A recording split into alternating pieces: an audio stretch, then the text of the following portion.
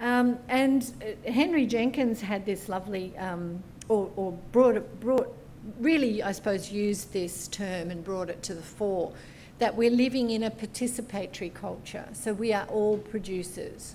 And I think we can really tap into that with our students. Earlier on, we talked about the shift from a kind of instructivist to a constructivist way of looking at learning. There's definitely that shift from where the knowledge base is going away from being an expert to one of being shared, where the tasks are more authentic, we're learning from and with technology. We're moving away from fixed resources, you know, the ones that the teacher would set, I want you to read these articles and so forth, moving to open resources, which the learner chooses on an as-needs basis. Moving away from stable knowledge, a stable body of knowledge, to changing knowledge that's used as acquired when needed. And how do we keep up to date? Professional learning used to be through courses and events. Now it's moving much more to personal, just-in-time, community-based learning. But we've shifted even further from that with mobile technologies and Web 2 functionality. And this has largely been, or some of this work I attribute to George Siemens, who first came up with this term connectivist. So we're moving from instructivist to constructivist, and we're moving further into a connectivist kind of a way of looking at things. So rather than just shared knowledge in a constructivist point of view, it's now knowledge in diversity. The diversity of opinion is valuable and it's being tapped into.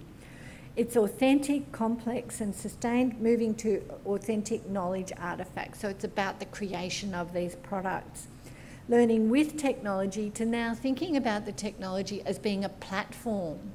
So as well as being a cognitive tool, it's now a platform for what we do, what our students do. So open resources chosen by the learner to resources that are now created by the crowd. So the students might create them in consultation with other people in the crowd. Changing knowledge acquired when needed, it's a capacity to know.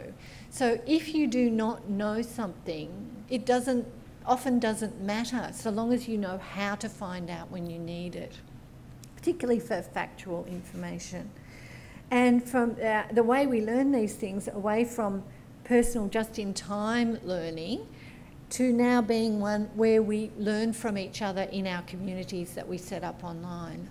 But I'll just finish now by saying that there is a website that I've created to accompany this, where you can have a look at, if you have a look down on the web page there, you can see that is the Authentic Task website.